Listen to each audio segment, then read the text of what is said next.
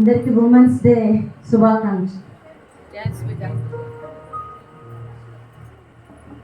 విశ్వాస వనితలం యెహోవా నీడన నివాసులం. విశ్వాస వనితలం యెహోవా నీడన నివాసులం. కన్నీటి ప్రార్థనే మా బలం, ఆత్మఫలములే మా వరం. కన్నీటి ప్రార్థనే మా బలం, ఆత్మఫలములే మా వరం. జయ గీతం పాడెదం, విజయ కీర్తన పాడెదం. జయ గీతం పాడెదం, విజయ కీర్తన పాడెదం. విశ్వాస వనితలం యెహోవా నీడన నివాసులం.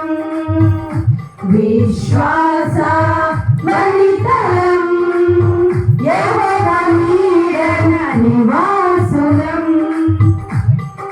జ్ఞానము కలిగి జీవించడం, యేసుని ప్రేమలో నిలిచెదం. జ్ఞానము కలిగి జీవించడం, యేసుని ప్రేమలో నిలిచెదం. విశ్వాసములో ఎదిగెదం, దేవుని సాక్షిగా బ్రతికెదం. విశ్వాసములో ఎదిగెదం, దేవుని సాక్షిగా బ్రతికెదం. జయ గీతం పాడెదం, విజయ కీర్తన పాడెదం. జయ గీతం పాడెదం, విజయ కీర్తన పాడెదం. విశ్వాస వనితలం యెహోవా నీడన నివాసులం. విశ్వాస వనితలం యెహోవా నీడన నివాసులం. శోధనలెన్నో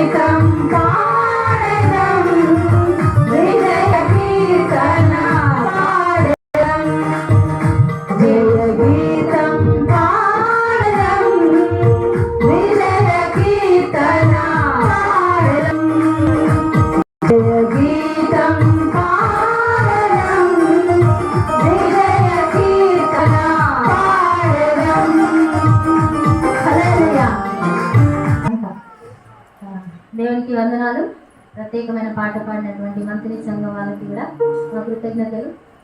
తీసుకున్నారు అందరు ఫ్లవర్స్? చూపించండి ఒకసారి. ఏం ఫ్లవర్స్ అవి? అందరికి ఇష్టమైన ఫ్లవర్ ఏంటంటే పక్కన ఏం చెప్తారు కదా, గులాబీ పువ్వు అని చెప్తారు కదా. ఇంకా ఎవరో ఆ వెనకాల తీసుకున్నట్టుగా ఉన్నారు, చూపించట్లేదు. తీసుకున్నారు కదా, వెరీ గుడ్. తీసుకోలేదా? అగో ఇక్కడ అమ్మాయికి రాలేదండి స్వరూప, ఇక్కడ ఒక ఇద్దరు ముగ్గురికి రాలేదు ఫ్లవర్స్. అందరికి ఇవ్వండి. తీసుకున్నారు కదా, అందరికి నచ్చింది ఆ ఫ్లవర్? ఆ ఫ్లవర్ ఎక్కడి నుంచి, ఏ కొనలో నుంచి బయటకు వస్తుంది అందరికి తెలుసు కదా.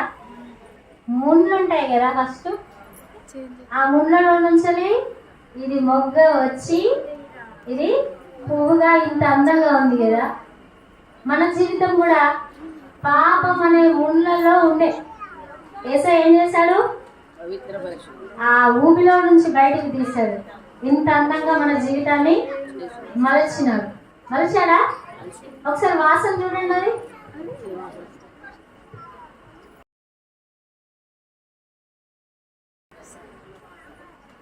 వాసన చూసారా? ఎలర్జీ ఉంది ఎవరికైనా? ఎలా ఉంది వాసన? బాగుందా? సరే, మీకు ఇచ్చిన ఫ్లవర్ బాగానే ఉంది కదా. కొంచెం చిన్నగా వెనకాల నుంచి ఒక్క పెటల్ తీయండి. ఒక్క రెక్క, ఆ పువ్వుకు సంబంధించి ఒక్క రెక్క తీసారా? తీసిన తర్వాత ఒక్కసారి దాన్ని ఇలా నలపండి మీ చేతిలో. అందరు నలపాలి. తర్వాత పెట్టుకుందాం ఫ్లవర్స్, తెల్లవారు తర్వాత పెట్టుకుందాం. తీయాలి అందరూ. తీసారా? నలిపారా? అందరూ ఇక్కడ నలపనట్టు ఉన్నారు. ఎవరు చూపిస్తున్నారు? అందరు చేతులు నలిపేయండి. నలిపారు కదా. ఇప్పుడు వాసన చూడండి. చూసారా? వస్తుందా వాసన? రావట్లేదు. ఎప్పుడు ఎక్కువ వాసన వచ్చింది? ఫస్ట్ వాసన వచ్చింది కదా. మరి ఇప్పుడు నలిపిన తర్వాత వాసన వస్తలేదా? ఇంకెక్కువ వాసన వస్తుంది. చూడండి, మీరైతే మీ ముక్కులు పనిచేస్తలేనట్టుంది. ఎక్కువ వస్తుంది. నేనైతే ఇగో జస్ట్ ముట్టుకొని ఇలా అన్నాను అంటే నా చేయి అప్పటి నుండి వాసన అట్లాగే ఉంది. మరి మీకెందుకు రావట్లేదు? వస్తుందా? మంచిగా ఒకసారి మళ్ళీ ఒకసారి చూడండి. ముక్కు మంచిగా ఆలోచన చేసి, ఓకేనా? తీసాను కదా, చూడండి. చేయండి కానీ ఇక్కడ చూడండి. వస్తుందా? ఇలా ఎవరైతే నల్లగొట్టబడుతున్నారో, అది సమస్యలే కావచ్చు, ఏ పరిస్థితులైనా కావచ్చు, దేవుని కొరకు ఎవరైతే ఎక్కువగా నలగొట్టబడతారో వాళ్ళు సువాసనగా మార్చబడతారు. ఆ సువాసన, మనం మంచి వాసన వచ్చినప్పుడు ఏం చేస్తాం చెప్పండి? ఆస్వాదిస్తాం కదా, ఆనందిస్తాం కదా. ఆ వాసనను మనము పీల్చుకున్నప్పుడు అబ్బాయి ఎంత బాగుంది అని అనుకుంటాం కదా. అట్లాగే మన జీవితము నలగొట్టబడుతుందంటే సువాసనగా మార్చబడుతుందని అర్థం. ఆ సువాసన ఇతరులకు ఎలా ఉంటుంది? ఆనందకరంగా ఉంటుంది. అంటే దేవుడు నిన్ను నన్ను ఇతరులకు, అన్య జనులకు ఎలా ఉంచుతాడు? ఆశీర్వాదకరంగా ఉంచుతాడు. సో ఈ ఫ్లవర్ లాగా మన జీవితాన్ని నిలబెట్టిన దేవుడు, ఈ మామూలు ఫ్లవర్ ఇది వాడిపోతుంది కావచ్చు కొద్దిసేపు అయితే, కానీ మనల్ని చిగురింపజేసిన దేవుడు మన జీవితాలు వాడిపోవు, ఇతరులకు వెలుగిచ్చే విధంగా ఉంటాయి. సో అది ఎంతమంది నమ్ముతున్నారు? అందరూ? ఇప్పుడు పక్కన వాళ్ళకి ఆ ఫ్లవర్ ఇచ్చి మహిళా దినోత్సవం శుభాకాంక్షలు అని చెప్పండి. ఒకటే తీసిరా లెక్క బాగా తీసిరా? చెప్పండి పక్కన ఉన్న వాళ్ళకి మహిళా దినోత్సవ శుభాకాంక్షలు. తీసుకున్నారా?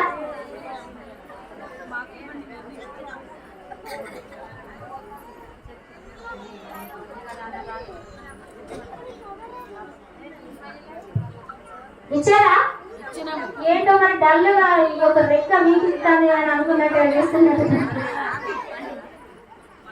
అంతేనా? ఒక్కటి పోతే రెండంతల ఆశీర్వాదం కదా ఇస్తాడు దేవుడు. మనం దేవుడి కొరకు ఒక్కటి వదులుకుంటే దానికి డబుల్ గా వస్తూ ఉంటాయి. సో అందరు హ్యాపీగా ఉన్నారా? విషెస్ చెప్పుకొని సంతోషంగా ఉన్నారా? ఒకసారి కళ్ళు తోముకోలేదా? నవ్వండి ఒకసారి. ఆకలి కేకలు ఉన్నాయా ఏంటి? సంతోషంగా ఉన్నారా? ఒకసారి అందరం గట్టిగా నవ్వుదామా? నవ్వుదామా? నవ్వుదాం అంటున్నారు. ఏడవండి అయితే, ఏడవడం రాదా? ఒకసారి గట్టిగా హాయిగా చెప్తామా? ఆనందంతో, సంతోషంతో. హల్లెలూయా. దేవునికి వందనాలు. మరి మన జీవితాలు నల్లగొట్టబడుతున్నాయంటే మనం సువాసనగా మార్చబడబోతున్నాం. యేసయ్య సువాసనగా మనం మార్చబడబోతున్నాం అనేది మనం గుర్తించాలి, ఆనందించాలి మనకు వచ్చేటువంటి ఆ సమస్యలను బట్టి. మరి ఈ సమయంలో మరి ఎప్పటి నుంచో మనం వేచి చూస్తున్నటువంటి మరి దేవుడి దూర ప్రాంతం నుంచి మరొకరికి నడిపించి మరి ఇక్కడ నిలబెట్టినటువంటి శారా పాశ్రమ గారు మరి రెండవ వర్తమానం అందజేస్తారు. మరి వారికి సమయం ఇచ్చింది.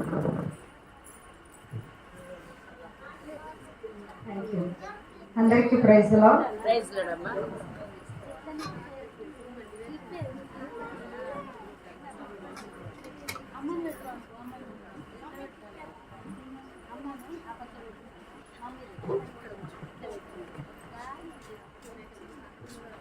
సమయం ఇచ్చిన స్థానిక సేవకులు పాస్టర్ గారికి, సర్వస్ నాయకుల సేవకురాలందరికీ నా వందనాలు.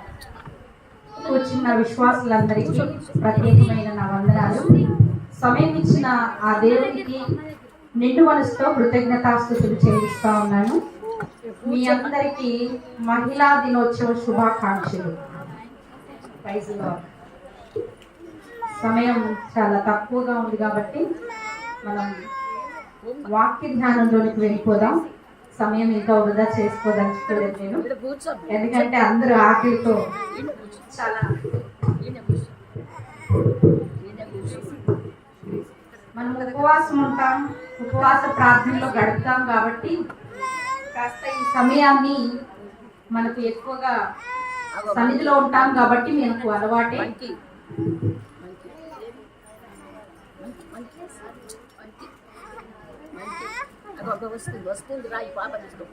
దయచేసి అందరూ వాక్యమును జాగ్రత్తగా ఆలకించాలని ప్రేమతో మనవి చేస్తా ఉన్నాను. సామెతల గ్రంథము, సామెతలు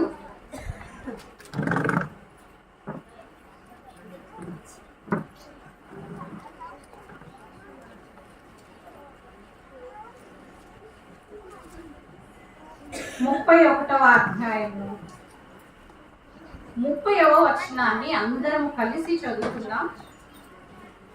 సామెతల గ్రంథం 31వ అధ్యాయము 30వ వచనాన్ని అందరం కలిసి చదువుకుందాం. అందము మోసకరము, సౌందర్యము వ్యర్థము. యెహోవా యందు భయభక్తులు కలిగిన స్త్రీ కొనియాడబడును. మరొకసారి అందరూ నాతో పాటు కలిసి చదవండి. అందము మోసకరము, సౌందర్యము వ్యర్థము. యెహోవా యందు భయభక్తులు కలిగిన స్త్రీ కొనియాడబడును. చాలండి. చదువుకున్న ఈ లేఖన భాగం ఈ మహిళా దినోత్సవ సందర్భంగా చేరి వచ్చిన మనందరికీ హెచ్చరికగా, పురికొల్పుగా, ఆశీర్వాదకరంగా, దీవెనకరంగా ప్రేమ కలిగిన దేవుడు చేయునుగాక. ఆమేన్. ప్రియమైన వారులారా, మనము దేవుని సన్నిధానంలో చేరవచ్చి ఉన్నాము. దేవుని వాక్యమును, దేవుని మాటలను శ్రద్ధగా ఆలకించాలని ప్రేమతో మిమ్మల్ని కోరుకుంటా ఉన్నాము. సాతానికి 3 పిల్లలు ఉన్నారు. ఎంతమంది ఉన్నారండి? 3 పిల్లలు ఉన్నారు.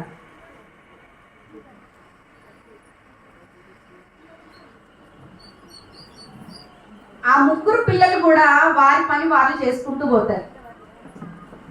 మనం మాత్రం అలాగే ఉంటాం. అయితే ఆ సాతాను 3 పిల్లలు ఏమేం చేస్తారు అంటే, మొట్టమొదటి వాడి పేరు రానివ్వడు. ఏంటండి? రానివ్వడు. ఈరోజు మహిళా దినోత్సవ సందర్భంగా ఈ స్పెషల్ మీటింగ్ ఉంది. రెడీ అవ్వడానికి మార్నింగ్ లేచి ఎంతో కష్టపడి రెడీ అయ్యి కదా, చాలా సమస్యలు వచ్చే ఉంటాయి ఇక్కడికి రావడానికి. వాడు మనల్ని రానివ్వలేదు. కానీ మొదటి కుమారుణ్ణి తెగించి ఇక్కడ దాకా వచ్చాం కదా. ఇక రెండవ వాడి పేరు కూర్చోనివ్వడు. కూర్చున్నాం ఇక్కడ, కానీ మన మనసంతా ఎక్కడో కదా. పక్కన వేరే వాళ్ళు వస్తుంటే వాళ్ళ మీద మన దృష్టి అటు ఇటు చెదిరిపోతా ఉంది. ఎన్నో రకాలుగా మనం ఆలోచిస్తూ ఉన్నాం. కూర్చుందాం అనుకుంటున్నాం కానీ లేచి కొంచెం పక్కకి వెళ్తే బాగుండు, కొంచెం ఎండగా ఉంది, ఇలాంటి తలంపులు వస్తూ ఉంటాయి. దీన్నే కూర్చోనివ్వడు. వాడి పేరే అది. ఇంకా కూర్చోనివ్వడం అంటే సాతాను యొక్క కుమారుడు చేసే పనులు చెప్తున్నాను. మొదటిది రానివ్వడు, రెండవది కూర్చోనివ్వడు, ఇక మూడవది ఈ రెండింటిని జయించి వచ్చేసాం. ఓకే, అక్కడి నుంచి కష్టపడి వచ్చాం కదా. సరే కూర్చున్నాం ఇంకా అంటే మన చెవిలో వాక్యం పడనివ్వకుండా విననివ్వడు అనేవాడు ఉన్నాడు. ఎంతో శ్రద్ధగా విందాము అనుకుంటాం కానీ ఎన్నో ఆలోచనలను బట్టి మన చెవిలో నుంచి లోపలికి వాక్యము వెళ్ళదు. చాలా జాగ్రత్తగా ఆలోచిద్దాం. సాతాను వాడి పని వాడు చేస్తున్నప్పుడు మనము వాటన్నింటినీ లక్ష్య పెట్టక దేవుని వాక్యము వైపు మన మనస్సును నిలుపుదాం. ఇక్కడ చదువుకున్న లేఖన భాగంలో యెహోవా యందు భయభక్తులు కలిగిన స్త్రీ కొనియాడబడును అన్నాడు. దానికంటే ముందు లైన్లో అందము మోసకరము, సౌందర్యము వ్యర్థము. స్త్రీ అంటేనే అందం కదా, స్త్రీ అంటేనే సౌందర్యం.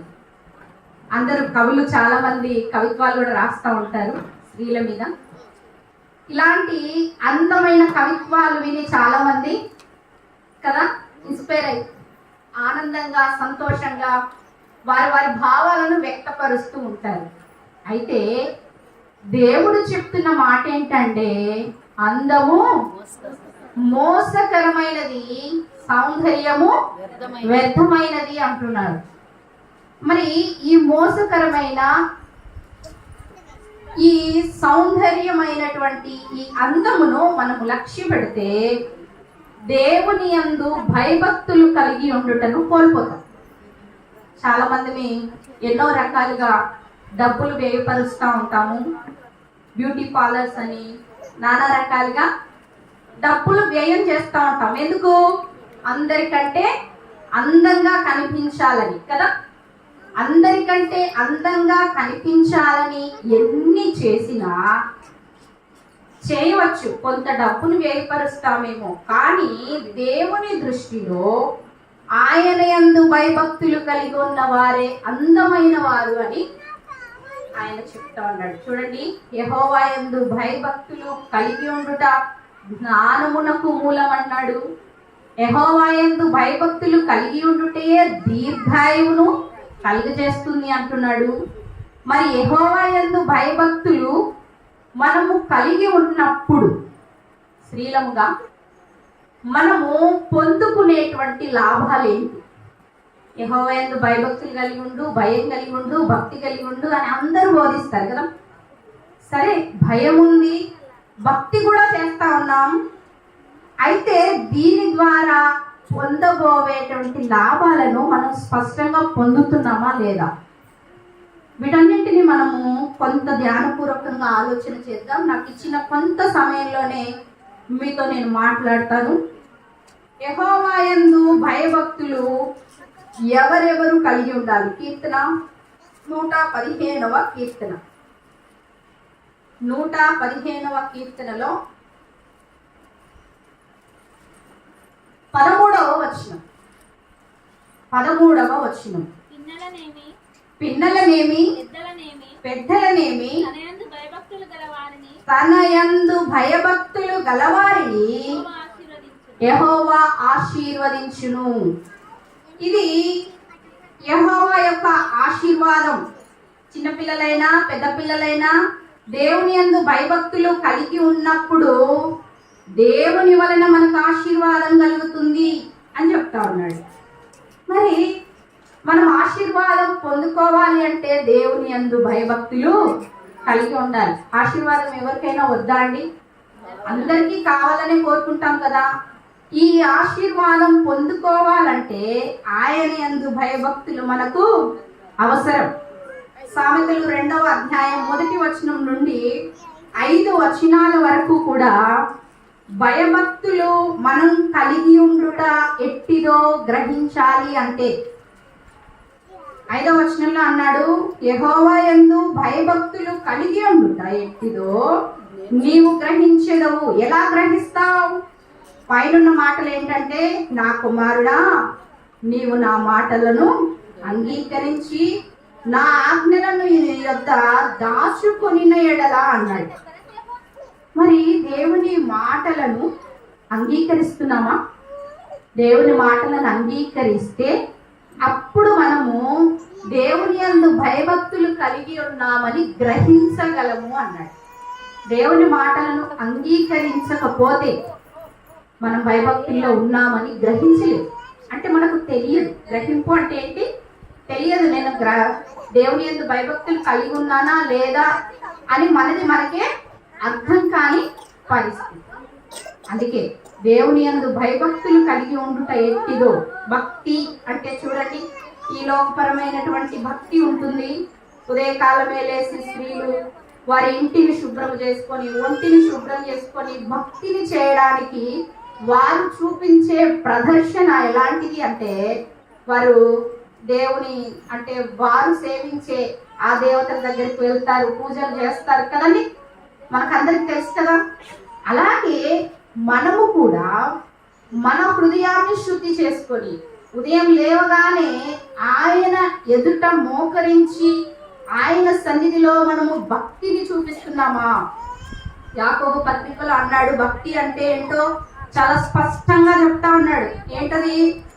యాకోబు పత్రిక 1వ అధ్యాయము 27వ వచనంలో అన్నాడు, తండ్రి అయిన దేవుని ఎదుట పవిత్రమును నిష్కలంకమునైన భక్తి ఏమనగా, సహాయం చేయండి. దిక్కులేని పిల్లలను విధవరాండ్లను వారి ఇబ్బందులలో పరామర్శించుటయు ఇహలోక మాలిన్యమునంటకుండా తన్ను తాను కాపాడుకుంటయే. ఇహలోక మాలిన్యం అంటకుండా కాపాడుకోవడము భక్తి అన్నాడు. దిక్కులేని పిల్లలను విధవరాండ్రను ఇబ్బందుల్లో ఏం చేయాలి? వాళ్ళని పరామర్శించాలి. బాధలో వారికి ఏ లోటైనా ఉంటే వారిని ఇబ్బందులలో పరామర్శించుట భక్తి అన్నాడు. అంతేకాదు పై వచనంలో భక్తి గలవాడనని అనుకునే ఎడల వాని భక్తి వ్యర్థమే అంటే నాలుగును కూర్చి చెప్తూ ఆ మాట ఉంటున్నారు. నోటికి కళ్ళెము పెట్టుకోవాలి, హృదయాన్ని మోసపరుచుకోకూడదు. నా నోటి ద్వారా నేను బాగానే ఉన్నాను అని హృదయము మోసపరుచుకోకూడదు. అది అలాంటి భక్తి వ్యర్థమైనది అంటున్నాడు. భయము అంటే ఇప్పుడు భక్తి అంటే చెప్పుకున్నాం కదా. భయము అంటే ఏంటి? అన్ని విషయాలకు భయపడిపోతాం. ఆడవాళ్ళు అంటేనే బళ్ళు వస్తే భయపడతాం, బొద్దింకి వస్తే భయపడతాం కదా ప్రతిదానికి. ఎప్పుడది? వివాహం కాకముందు అమ్మా బళ్ళు వచ్చింది కదా, ప్రతి దానికి భయపడేవారం. ఎలాగా? ఒక సేవకురాలు చిన్న ఉదాహరణలాగా ఒక చిన్న విషయాన్ని పంచుకున్నారు. ఎలాగా అంటే, ఒక సమాధి తోటకు దగ్గరలో ఒక ఇద్దరు వ్యక్తులు మామిడికాయలు దొంగతనం చేసి పారిపోయి వస్తున్నారంట.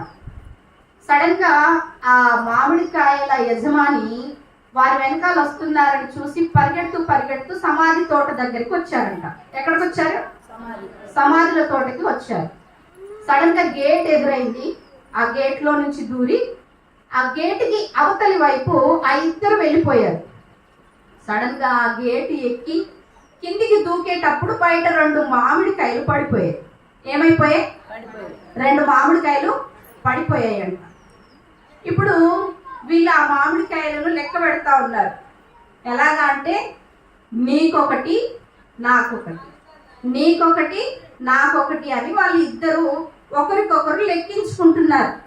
ఇద్దరు మరి దొంగతనం చేశారు, ఇద్దరు సమానంగా పంచుకోవాలి కదా, అందుకని వారు పంచుకుంటున్నారు. పంచుకుంటుంటే ఆ దారిన వెళ్ళే ఒక వ్యక్తి ఈ స్వరం విన్నాడు. అమ్మో, ఎప్పుడు లేని సమాధి తోటలో నుంచి మాటలు వస్తున్నాయేంటి అని కొంత శ్రద్ధగా విన్నాడు అతను. నీకొకటి నాకొకటి పంచుకుంటూనే ఉన్నారు వాళ్ళు. ఇంకా దగ్గరలో చూస్తుంటే ఒక చర్చ్ కనిపించింది ఆయనకి. గబగబా పరిగెత్తుకొని వెళ్ళి, పాస్టర్ గారు అక్కడ సమాధుల తోటలో ఏవో మాటలు వినిపిస్తున్నాయండి, ఏంటో చూద్దాం, కాస్త మీరు వస్తారా? సేవకులైతే కొంత ధైర్యంగా ఉంటారు కదా, నాతో పాటు రండి అని అంటే ఆ వ్యక్తి సేవకుడిని తీసుకొని ఆ గేట్ దగ్గరికి వచ్చి నిలబడ్డారు.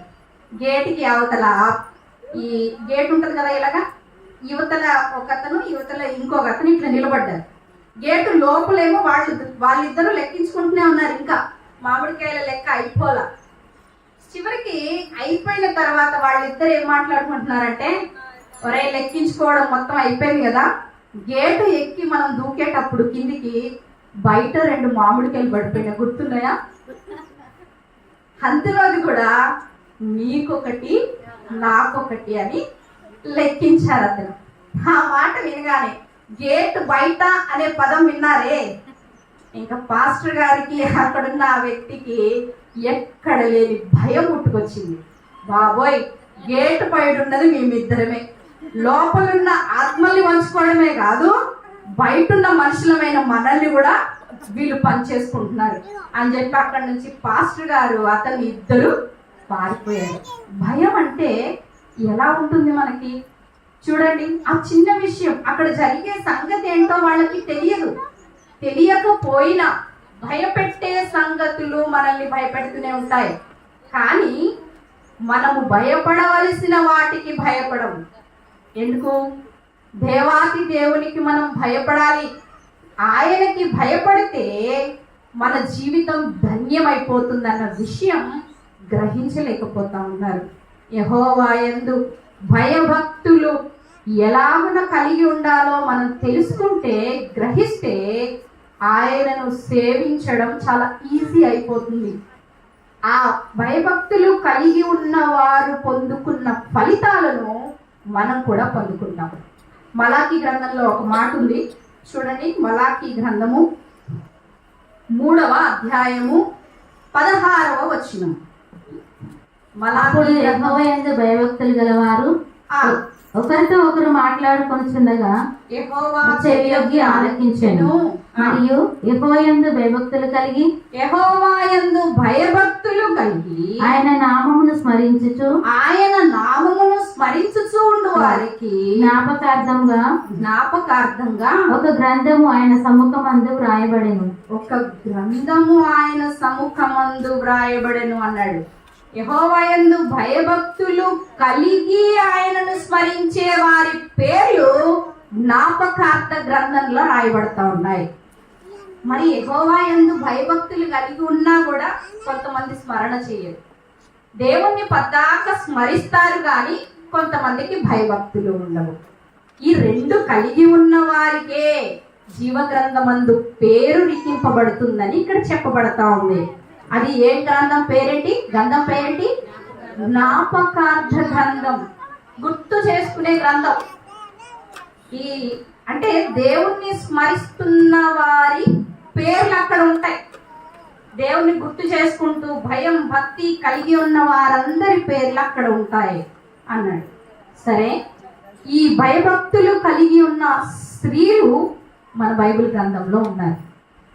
ఈ భయభక్తులు, యెహోవా యందు భయభక్తులు కలిగి ఆయనను స్మరించిన వారిలో ఆయనను సేవించే యూదులే కాకుండా అన్యులు కూడా ఉన్నారు.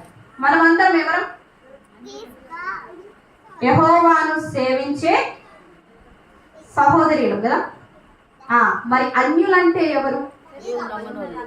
దేవుని యందు విశ్వాసము లేకుండా బ్రతికేటువంటి ఇళ్లలో నుంచి వచ్చిన వారికి దేవుడు అంటే తెలుసా? తెలియదు. మరి తెలియని వారైనప్పటికీ కూడా మరి అన్య జనాంగంలో నుంచి ఎలా దేవుని యందు భయభక్తులు కలిగి ఉన్నారు, అది మనం ఈ దినం ధ్యానం చేస్తాం. చూడండి, యెహోషువ గ్రంథంలో ఇశ్రాయేలీలు వారి యొక్క కనాను దేశమును స్వాధీనపరచుకొని పోయే సమయంలో యెహోషువ వేగుల వారిని పంపిస్తాడు, యెరికో పట్టణం ఎలా ఉందో చూడడానికి కదా. ఆ యెరికో పట్టణం యొక్క పరిస్థితి ఏ రకంగా ఉందో వెళ్ళి చూడండి. అక్కడ ఆ పరిస్థితులు మీరు నాకు తెలియచేయండి అంటూ ఇద్దరు వేగుల వారిని అక్కడికి పంపించినప్పుడు ఒక స్త్రీ వారిద్దరిని ఇంట చేర్చుకోవడమే కాదు, వారిని ఏం చేసింది, దాచిపెట్టింది. యెరికో యొక్క రాజుకు సైనికులకు ఆ విషయం తెలియకుండా, వాళ్ళు అక్కడ ఉన్నారన్న సంగతి తెలియకుండా ఉండడానికి ఆ గోడ మీద ఆమె వారిని దాచిపెట్టింది. వారిని దాచిపెట్టడానికి ముందు ఇక్కడ ఆమె ఒక మాటను వారితో చెప్తా ఉంది. చూడండి ఏమని చెప్తా ఉంది. ఆల్రెడీ 6వ వచనంలో ఆమె దాచిపెట్టింది. 8వ వచనంలో చూడండి, యెహోషువ గ్రంథము 2వ అధ్యాయము. ఆ వేగుల వారు పండుకొనక మునుపు, ఇంకా రాత్రి అవుతా ఉంది, వేగుల వారు పడుకోబోతా ఉన్నారు. ఆమె వారి దగ్గరికి ఆ మిద్దె మీదికి ఎక్కి వారితో ఇట్లా అంటా ఉంది, యెహోవా ఈ దేశమును మీకు ఇచ్చి ఉన్నాడని నాకు తెలుసు, మాకు భయము పుట్టుననియు, ఇశ్రాయేలీయులందరి వల్ల ఏం పుడుతుంది, మాకు భయం పుట్టింది. నీ భయము వలన ఈ దేశ నివాసులందరికీ, మీ భయము వలన ఈ దేశ నివాసులందరికీ ఏం చెడిపోయింది, ధైర్యము చెడిపోయిందని నేను ఎరుగుదును. కాబట్టి మీరు సీహోనును ఓగును ఎలాగైతే సంహరించారో, నిర్మూలన చేశారో, ఎర్ర సముద్రం ఎలాగైతే ఆరిపోజేశారో, యోర్దాను తీరమున ఆ రాజులను మీరు నిర్మూలన చేసిన సంగతి అన్ని మేము విన్నాం. 11వ వచనంలో అన్నాడు, మేము వినినప్పుడు మా గుండెలు కరిగిపోయాయి అంటుంది రాహాబు. మీ దేవుడైన యెహోవా పైన ఆకాశమందును క్రింద భూమి అందును దేవుడే, మీ ఎదుట ఎట్టి మనుషునికైనను ధైర్యం ఏమాత్రము ఉండదు. నేను మీకు ఉపకారం చేశాను కాబట్టి మీరు నా తండ్రి ఇంటికి ఉపకారము చేయండి అని జ్ఞాపకం తెచ్చుకుంటుంది. ఈమె ఒక వేశ్య, రాహాబు అనే వేశ్య. ఈమె దేవుని సంబంధి కాదు, అన్యురాలు. యెరికో ప్రాంత పట్టణంలో ఉన్నటువంటి ఒక స్త్రీ. ఈమెకి దేవుని యొక్క సంగతులు విని భయం పుట్టింది అని చెప్తా ఉంది. ఆమెకే కాదు, ఆ పట్టణస్తులకు కూడా హృదయములో ఆ గుండె కరిగిపోయింది. మేము ధైర్యము విడిచిపెట్టాము, మాలో ధైర్యము లేకుండా పోయింది, మాకు బాగా భయం వేసింది మీ దేవుడు గుర్చిన విన్న సంగతులను బట్టి అంటా ఉంది. అన్యురాలే అయినప్పటికీ ఏం కలిగింది, దేవుడు అంటే భయం కలిగింది. అన్నీ తెలుసుకొని ప్రతి ఆ సమయంలో వాక్యం వింటూ దేవుని సన్నిధికి సాగుతూ నడుస్తున్నటువంటి మన జీవితాలలో ఇలాంటి భయం కలిగి ఉంటే ఈమె జీవితంలో ఈమె పొందుకున్నటువంటి గొప్ప కృపను మనం కూడా పొందుకుంటాం. ఈమె ఏం పొందుకుంది మరి? దేవుని యందు భయం కలిగి ఉన్నటువంటి ఈమె వారిని ఒక వరం లాగా అడిగింది అనమాట. ఏమని? మీరు యుద్ధానికి వచ్చినప్పుడు దయచేసి మా ఇంటి వారిని మీరు జ్ఞాపకం తెచ్చుకోండి అని అడిగింది. ఇవేమి మనకు తెలియని సంగతులేం కాదండి, కానీ ఇందులో మనం నేర్చుకోవాల్సినటువంటి పాఠం ఏంటంటే, నీవు ఏం చేస్తావంటే కిటికీకి ఎర్రని నూలు పోగు దారమును కట్టి ఉంచుకో. నీ బంధువులు, స్నేహితులు, తల్లిదండ్రులు, నీకు ఇష్టమైన వారిని నీ ఇంట చేర్చుకో. అప్పుడు వారు ఏమవుతారు?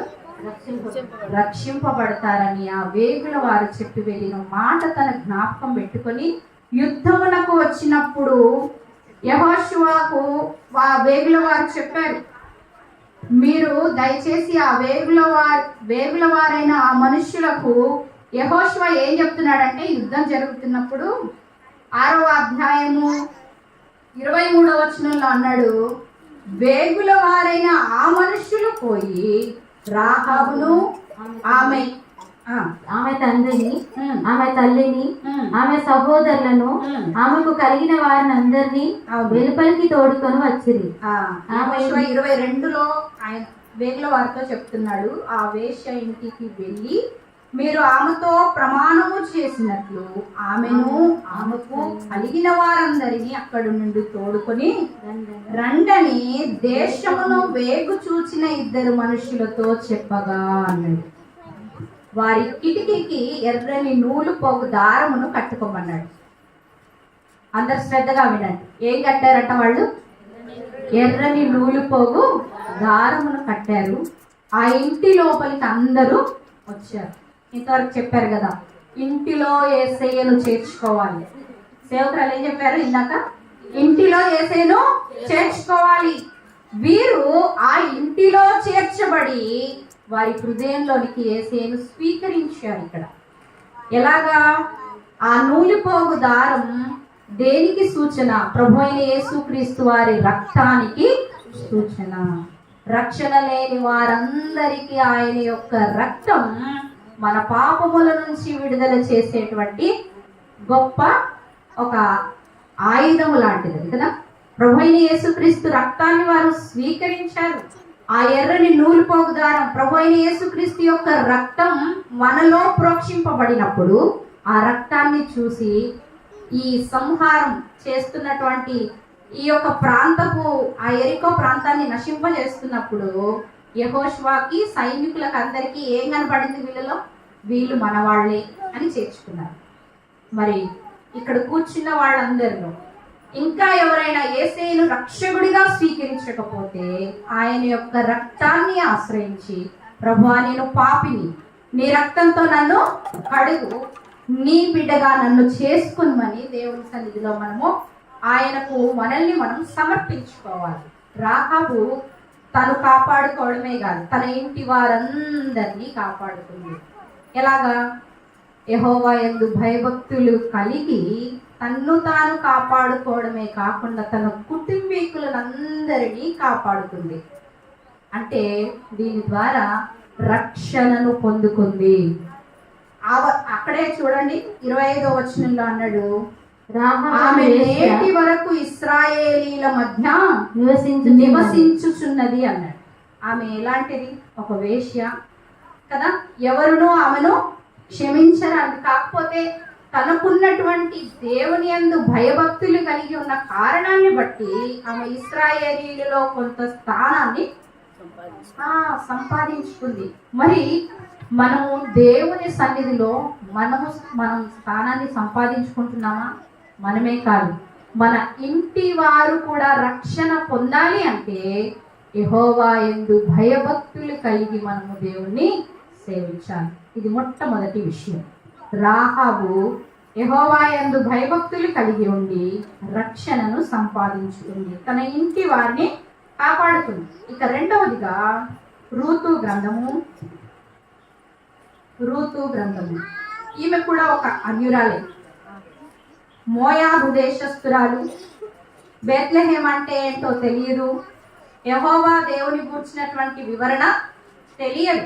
తన అత్త ద్వారా తెలుసుకొని తన అత్త చేస్తున్నటువంటి ప్రార్థన, తను నడుచుకుంటున్నటువంటి విధానాన్ని బట్టి దేవుణ్ణి ఎరిగి నయోమితో రావడానికి ఇష్టపడినటువంటి ఒక కోడలు ఈమె జీవితంలో ఈమె నయోమిని విడిచిపెట్టినది కాదు. ఈమె నయోమిని హత్తుకుంది కదా. ఏం చేసింది? హత్తుకుంది.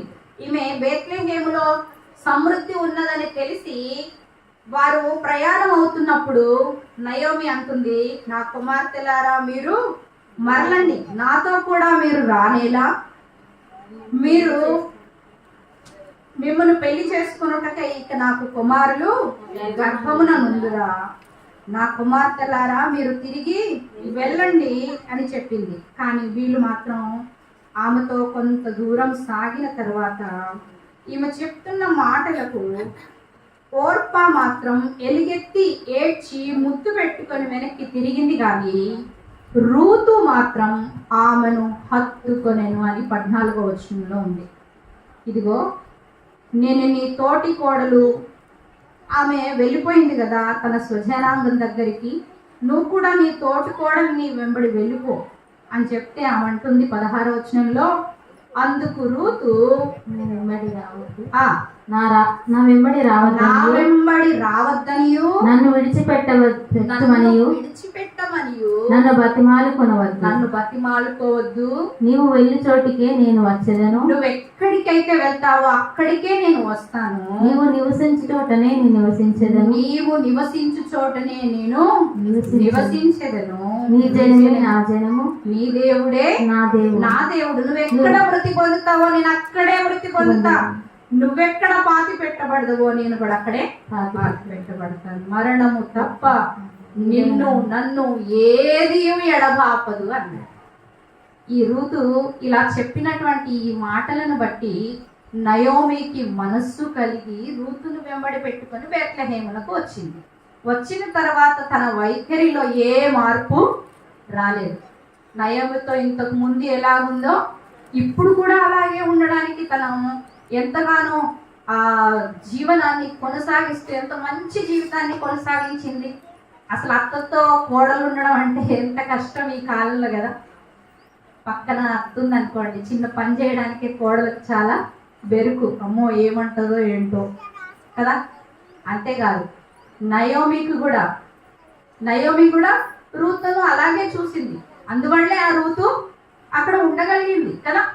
ఈ అత్తా కోడళ్ళ యొక్క ప్రేమానురాగాలను చూస్తే ఇలా ఎవరైనా ఉండగలరా అని అనుకుంటాం కదా. ఆమె ఎక్కడ ఉంటుందో అక్కడే ఉంటుందంట, ఆమె ఎక్కడ చచ్చిపోద్దో అక్కడే చనిపోద్దంట. నీ జనం ఏదైతే నా జనం కూడా అదే, నీ దేవుడు ఎవరైతే నా దేవుడు కూడా ఆయనే అని ఎంతో స్పష్టంగా చెప్తా ఉంది. ఋతు జీవితంలో గొప్ప సహవాసాన్ని కలిగి ఉందని అర్థం. ఋతు దేవుని యందు భయభక్తులు కలిగి ఉండి సహవాసాన్ని సంపాదించుకుంది. ఏం సంపాదించుకుందండి? ఇందాక రాహాబేమో రక్షణను సంపాదించుకుంటే రూతేమో సహవాసాన్ని సంపాదించుకుంది. సహవాసం అంటే అర్థం ఏంటి? దేవుని సన్నిధానంలో అందరూ కలిసి మెలిసి కూర్చొని దేవుని వాక్యము వింటూ ఐక్యమత్యంతో ఒకరి తర్వాత ఒకరు ప్రార్థన చేస్తూ, ఒకరి కొరకు ఒకరు ప్రార్థిస్తూ, ఒకరి అవసరతలు ఒకరు తెలుసుకుంటూ, ఎవరికి అవసరం వచ్చినా, ఎవరిని పరామర్శించాల్సి వచ్చినా, చూడండి అందుకే అన్నాడు కదా, దిక్కులేని పిల్లలను విధవరాండ్రను వారి యొక్క పరిస్థితుల మధ్య వారిని ఏం చేయాలి? మనం పరామర్శించాలి. సహవాసం అని దాని అర్థం ఏంటి?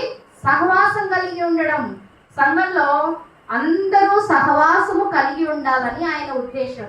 అపోస్తలుల కార్యంలో అంటాడు, అపోస్తలుల బోధి అందును సహవాసమందును రొట్టె విరుచుటి అందును ప్రార్థన చేయుటి అందును వారు ఎడతెగకై ఉండేది అన్నాడు. ఎడతెగనేటువంటి సహవాసం మనకు ఉంటుందా అంటే అర్థం ఏంటి? చర్చిలో ఉన్నటువంటి స్త్రీల కూటమే కావచ్చు, సంఘ ప్రార్థనే కావచ్చు, బైబిల్ స్టడీసే కావచ్చు, ఆదివారపు ఆరాధనలే కావచ్చు, గృహ కూటాలే కావచ్చు, ఎక్కడ ఏది జరిగినా మన స్థానం, మనం ఉండవలసిన ప్లేస్ మనం ఉండాలి. అదే సహవాసం. సంఘము నయోమి అయితే విశ్వాసి అయిన మనము రూతు. సంఘాన్ని మనం విడిచిపెట్టొద్దు. సంఘం ఎప్పుడైనా చనిపోతుందా చెప్పండి? నీవెక్కడ మృతి పొందుతావో నేను అక్కడే మృతి పొందుతాను అని చెప్తుంది రూతు. విశ్వాసులంగా మనము కూడా అలాగే చెప్పగలగాలి. సంఘముతో మనకున్న ఆ యొక్క అనుబంధం అంత దగ్గరగా మనం కలిగి ఉండాలి. ఈమె యెహోవా యందు భయభక్తులు కలిగి ఉండి సంఘమును విడవక, అనగా తన అత్తయ్య అయిన నయోమిని విడవక ఎలాగైతే ఉందో అలాగే మనం కూడా సంఘములో అలా ఉండే వారంగా ఉండాలి. సహవాసం ఎప్పుడూ కోల్పోకూడదు. మనం కూడా స్థిరమైన నిర్ణయాన్ని కలిగి ఉండాలి. దేవుని యందు భయభక్తులు కలిగి ఉన్న రాహాబు రక్షణ పొందింది. దేవుని యందు భయభక్తులు కలిగిన రూతు సహవాసాన్ని పొందుకుంది. అంతేకాదు రెండవ అనుభవముగా ఈమెకు పరిశుద్ధత కూడా పొందుకుంది. ఎలాగా? రూతు తనను గురించి సాక్ష్యం ఇచ్చాడు బోయజ్ కదా. ఏమని? రూతు గ్రంథము 3వ అధ్యాయము 10వ వచనం. అతడు నా కుమారి యెహోవా చేత నీవు దీవెన నొందినదానవు, యెహోవా చేత నీవు దీవెన నొందినదానవు, కొద్దివారినే గాని గొప్పవారినే గాని యవనస్తులను నీవు వెంబడింపక ఉండుట వలన నీ మునుపటి సత్ప్రవర్తన వెనుకటి సత్ప్రవర్తన మరి ఎక్కువైంది. అంతకు ముందున్న సత్ప్రవర్తన కంటే మరి ఎక్కువైంది. ఇప్పుడున్న సత్ప్రవర్తన ఎక్కువగా ఉందమ్మా. ఇంతకు ముందు నువ్వు మోయాబులో ఎలా ఉన్నావో అంతకంటే గొప్ప మంచి సత్ప్రవర్తన ఇక్కడ కలిగి ఉంటున్నావు. మేమందరము నిన్ను చూస్తున్నాం అంటున్నాడు. బోయజు ఈ సాక్ష్యాన్ని ఇవ్వడానికి ఆయన ఆమెను చూశాడు. ఎలాంటి పరిశుద్ధమైన జీవితాన్ని ఈమె కలిగి ఉంది. యెహోవా యందు భయభక్తులు కలిగి ఉన్న కారణం చేత తను పరిశుద్ధతను పొందుకుంటూ వచ్చింది. ఋతు జీవితంలోనే మొదటిది ఏంటి? సహవాసాన్ని పొందుకుంది. రెండవదిగా పరిశుద్ధతను కూడా పొందుకుంది. అందుకే ఆ జ్ఞాపకార్థ గ్రంథమందు అనగా దేవుని యొక్క గ్రంథమందు తన పేరు శాశ్వతంగా లిఖింపబడింది. మత్తయి సువార్తలో కదా ఋతు వంశావళి వచ్చిందా రాలేదా? అక్కడ ప్రభు అయిన యేసుక్రీస్తు వారు తన వంశావళి ద్వారానే వచ్చాడు. అక్కడ రాహాబు కూడా ఉంటుంది. ఈ ఇద్దరు కూడా యెహోవా యందు భయభక్తులు కలిగి ముందుకు కొనసాగిన వాళ్ళు. అంతేకాదు వీరు క్రైస్తవులేం కాదు, అన్యులు కదా. అన్య జనాంగాల నుంచి వచ్చిన వీళ్ళకే ఇంతటి పట్టుదల, ఇంతటి వారి జీవితాన్ని వారి దేవునికి సమర్పించుకోవాలనేటువంటి మంచి మనసు కలిగి రక్షణను పొందుకొని సహవాసపు అనుభవాన్ని పొందుకొని అలాగే మూడవదిగా పరిశుద్ధత అనే అనుభవాన్ని పొందుకున్నారే. మరి మనం ఎంత వేగిరపడుతున్నాం? దేవుని మీద ఎలాంటి భయభక్తులను మనం కనుపరుచుకుంటున్నాము? అర్థమవుతుందండి నా భాష? కొంచెం తెలంగాణ భాష రాకపోవచ్చు, చాలా ఆలోచిద్దాం మనం. ఎందుకంటే యెహోవా యందు భయభక్తులు కలిగి ఉండట ద్వారా మనకు వచ్చేటువంటి ఆశీర్వాదాలు ఎప్పటికప్పుడు పొందుకునే వారమై ఉండాలి. ఈ ధనము, ధాన్యము, మన వస్త్రములు, ఈ రకమైనటువంటి ఆశీర్వాదమే ఆశీర్వాదం కాదు. ఆత్మీయ జీవితంలో పొందుకోవలసిన ఆశీర్వాదాలు ఎన్నో ఉన్నాయి. అది మనం గమనించాలి. రక్షణ అనే ఆశీర్వాదం, సహవాసం అనే ఆశీర్వాదం, పరిశుద్ధత అనే ఆశీర్వాదం మన ప్రియులు పొందుకున్నారు. మనము కూడా అలాంటి అనుభవాన్ని పొందుకోవాలి. ఇక చివరిదిగా నిర్గమాకాండం. వీరు కూడా అన్యులే, ఐగుప్తు దేశ వాసులు వీరు. ఈ స్త్రీలు కూడా ఎలాంటి అనుభవాన్ని పొందుకున్నారో చూడండి. నిర్గమాకాండం 1వ అధ్యాయం 15వ వచనం. నిర్గమాకాండం 1వ అధ్యాయం 15వ వచనం. మరియు ఐగుప్తు రాజు సిప్రా పూయాను హెబ్రీల మంత్రసానులతో మాట్లాడి మీరు హెబ్రీ స్త్రీలకు మంత్రసాని పని చేయించు వారిని కానుపు పీటల మీద చూసినప్పుడు మగవాడైన ఎడల వారిని చంపుడి, ఆడుదైన ఎడల దాన్ని బ్రతకనీయడని వారితో చెప్తే వాళ్ళు ఏం చేశారు? అయితే ఆ మంత్రసానులు దేవునికి భయపడి, ఎవరికి భయపడ్డారు? దేవునికి భయపడి. అసలు ఎవరికి భయపడాలి? వీళ్ళు ఐగుప్తు రాజుకు భయపడాలి. కానీ వీళ్ళు దేవుడు అంటే ఎప్పుడు తెలుసు వీళ్ళకి? బహుశా ఇశ్రాయేలీలు వచ్చినప్పటి నుంచి చూస్తున్నారేమో, దేవుడికి వీళ్ళు భయపడుతున్న విషయాన్ని గమనిస్తున్నారేమో వీళ్ళు. అందుకే వీళ్ళు ఎవరికి భయపడుతున్నారు? దేవునికి భయపడతా ఉన్నారు. ఈ షిప్రా పుయ అను వీళ్ళు మంత్రసానులు. మంత్రసానులు అంటే ఎప్పుడో పాతకాలంలో వినేవాళ్ళం అంటే ఈ పదం కదా. కానీ ఈ కాలంలో ఏమంటున్నారు వాళ్ళని? నర్స్. నర్స్ అంటున్నారు కదా, నర్సులు అన్నమాట వీళ్ళు కానుపు చేయడానికి వస్తారు, సహాయం చేయడానికి. వారి ధైర్యం కోల్పోయినప్పుడు వారికి ధైర్యం చెప్తూ, వారి పరిస్థితులలో వెంబడి ఉంటూ ఈ యొక్క కానుపు చేయడానికి వీళ్ళు సహాయపడుతూ వస్తారు. వీళ్ళిద్దరూ ఐగుప్తు స్త్రీలకు, అక్కడ హెబ్రీ స్త్రీలకు కానుపు చేయడానికి వెళ్తా ఉన్నారు. వాళ్ళు దేవునికి భయపడి ఐగుప్తు రాజు తమకు ఆజ్ఞాపించినట్లు చేయక మగపిల్లని ఏం చేశారు? బ్రతకనిచ్చారు. అప్పుడు రాజు వీళ్ళు అడుగుతున్నాడు, ఏమని అడిగాడు? ఐగుప్తు రాజు మంత్రసానులను పిలిపించి మీరెందుకు అసలు మగపిల్లలను బ్రతకనిచ్చారు? ఈ పని ఎలా చేసేదిరని అడిగారు. అసలు నేను ఇంత బాగా చెప్పాను కదా, ఈ పని మీరు ఎట్లా చేశారు అని అన్నాడు. అంటే అంటున్నారు వాళ్ళు, అందుకు ఆ మంత్రసానులు హెబ్రీ స్త్రీలు ఐగుప్తు స్త్రీల వంటి వారు కారండి.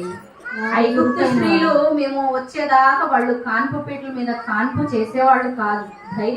ధైర్యంగా వాళ్ళకు వాళ్ళు అంత ఇదిగా ఉండేవారు కాదు. కానీ వీళ్ళు మాత్రం ఐగుప్తు స్త్రీల కంటే కూడా హెబ్రీ స్త్రీలు ఎలా ఉన్నారంట?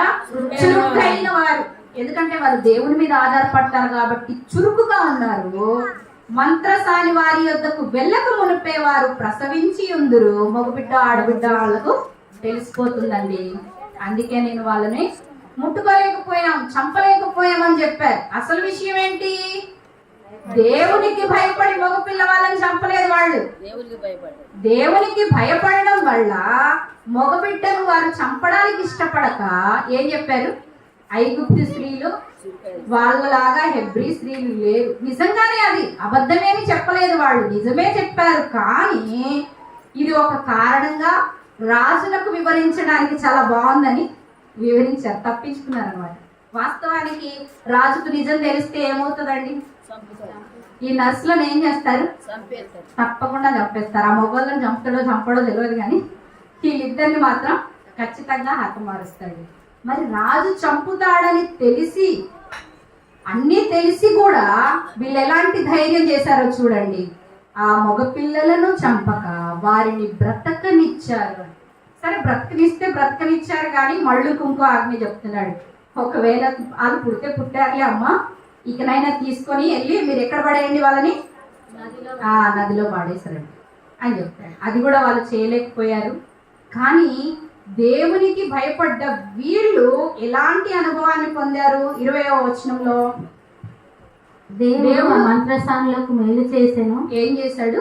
మేలు చేస్తాడు. యెహోవా యందు భయభక్తులు గల వారికి ఆయన మేలు చేస్తాడు. ఆ జనులు విస్తరించి ప్రబలిరో, ఆ మంత్రసానులు దేవునికి భయపడినందున ఆయన వారికి ఏం కలగజేశాడు? వంశాభివృద్ధి కలగజేశాడు. మేల్లో ఒక రకమైనటువంటి మేలు ఏంటి? వీళ్ళకి వంశాభివృద్ధి కలగజేశాడు. యెహోవా యందు భయభక్తులు కలిగి ఉన్న వారికి ఏ మేలు కొదువై ఉండదు అన్నాడు. మరి యెహోవా యందు భయభక్తులు కలిగి ఉండి ప్రతి మేలు పొందుకుంటున్నామా? స్త్రీలంగా మనము దేవుని యందు భయమును భక్తియు కలిగి ఉండి రక్షణ అనే అనుభవాన్ని రాహాబులాగా పొందుకోవాలి. రూతు వలె సహవాసాన్ని, పరిశుద్ధతను పొందుకోవాలి. 4వదిగా ఈ క్షిప్ర పుయాలలాగా మేలు పొందుకోవాలని దేవుడు కోరుకుంటున్నాడు. మహిళా దినోత్సవం మేము మహిళలంగా ఈ ప్రత్యేక సెలబ్రేషన్స్ చేసుకుంటున్నాం అనుకుంటున్నాం. మనం ఎంత మట్టుకు దేవుని యందు భయభక్తులు కలిగింది ఈ ఆశీర్వాదాలు పొందుకోవడానికి సిద్ధంగా ఉన్నాం? ఒకవేళ సిద్ధంగా లేకపోతే మానవులం, బలహీనులమే. ఇకనైనా దేవుని యందు భయభక్తులు కలిగి ఉండుటకు మన మనస్సులను స్థిరపరచుకుందాం. వీరి వలనే నేను భయభక్తులు కలిగి ఉంటానని దేవుని సన్నిధిలో నిశ్చయించుకొని ప్రభు వైపు చూస్తూ ఈ క్షిప్ర పుయాల వలె మేలుకరమైనటువంటి అనుభవాలను పొందుకోవాలి. వాళ్ళు మేలు పొందుకున్నారు, వీరు వంశాభివృద్ధి ఒక్కటే పొందుకున్నారు అనుకోండి. మన జీవితాలలో మేలు అంటే ప్రతిదీ చూడండి. రోమాపత్రిక 8వ అధ్యాయం 28వ వచనం ఒకసారి సహాయం చేయండి. రోమాపత్రిక 8వ అధ్యాయము 28వ వచనం. దేవుని ప్రేమించు వారికి అనగా ఆయన సంకల్పం చొప్పున పిలువబడిన వారికి మేలు కలుగుటకై సమకూడి జరుగుచున్నవని ఎరుగుదుము. ఒకటి అని పుట్టినట్లో ఏముంది? మేలు కలుగుటకై దేవుడు సమస్తము సమకూర్చి జరిగించుచున్నాడని ఎరుగుదుము అన్నాడు. మేలు కలుగుటకై దేవుడు సమస్తాన్ని సమకూర్చి జరిగిస్తున్నాడు. సమస్తము అంటే మేలే గాని కీడే గాని అది మేలుకే సంభవిస్తుందని గుర్తుపెట్టుకోవాలి. మన జీవితాలలో మేలు కలగడానికి దేవుడు కీడైనా మేలైనా మేలుకే చేస్తున్నాడని. అది ఎవరికి? దేవుని ప్రేమించు వారికి, అంటే యెహోవాయందు భయభక్తులు కలిగిన వారికి మేలు కలగడానికే సమస్తం సమకూడి జరుగుతున్నాయి. మనం దేవుని యందు భయభక్తులు కలిగి ఉంటున్నామా? ఈ 4 అనుభవాలు నా సొంతము చేయండి ప్రభువా. నిజంగానే యెహోవాయందు భయభక్తులు కలిగి ఉన్నటువంటి వారముగా కొనియాడబడే స్త్రీలముగా మేము ఉండడానికి సహాయం చేయండి. రాహాబు కొనియాడబడింది, రూతు కొనియాడబడింది కదా. వీరి వలనే నేను కొనియాడబడే స్త్రీగా చేయబడాలి అంటే నేను కూడా నీ యందు భయభక్తులు కలిగి ఉండి జీవిస్తాను అని మనల్ని మనం సిద్ధపరచుకోవాలి. కొనియాడబడడం అంటే ఎవరికి ఇష్టం లేదా? ఎవరైనా మనం మెచ్చుకున్నారనుకోండి, అసలు ఆడవాళ్ళం ఎంత ముందుపోతామో కదా. ఎవరైనా వంట బాగా చేస్తామన్నాం అనుకోండి, చాలా ఉప్పం వచ్చేస్తుంది. అది బాగా చేయలేదు అనుకోండి, రేపు తెల్లారి మళ్ళీ చేస్తామా? ఎవరైనా అన్నారు అనుకోండి, బాగాలేదండి మీరు చేసిన వంట అన్నారనుకోండి, రేపటి నుంచి నేను చేయను, నువ్వే చేసుకో, అంతేనా? అలా అంటే మనల్ని పొగిడితే మనం ఎక్కువ పనులు చేస్తాం. అలాగే దేవుడి చేత పొగడబడడం అంటే ఎంత గొప్ప విషయమో ఆలోచించండి. యెహోవా చేత కొనియాడబడే స్త్రీలుగా పిలువబడాలంటే యెహోవా యందు భయభక్తులు కలిగిన స్త్రీ కొనియాడబడును అని దేవుడు చెప్తా ఉన్నాడు. కాబట్టి మనం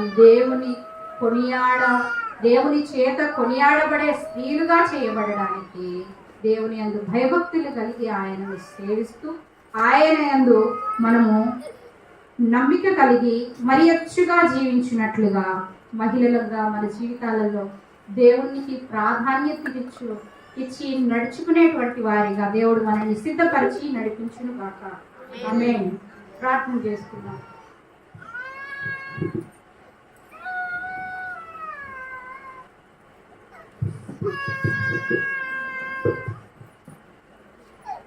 అందరూ మరి ఈ యొక్క వాక్యం ద్వారా దేవుడు మనతో మాట్లాడినట్టుగా మనము ఋతు వలె దేవుణ్ణి, ఆమె అత్తని హత్తుకుంది, మనం దేవుణ్ణి హత్తుకొని దేవుని కొరకు నేను మరణించడానికైనా సిద్ధం అనే విధంగా ఆయనని హత్తుకొని జీవించుదాం. మరి చెప్పినటువంటి వాక్యం మనందరి హృదయాల్లో ఫలించే విధంగా ఒకరు ప్రార్థన చేస్తారు.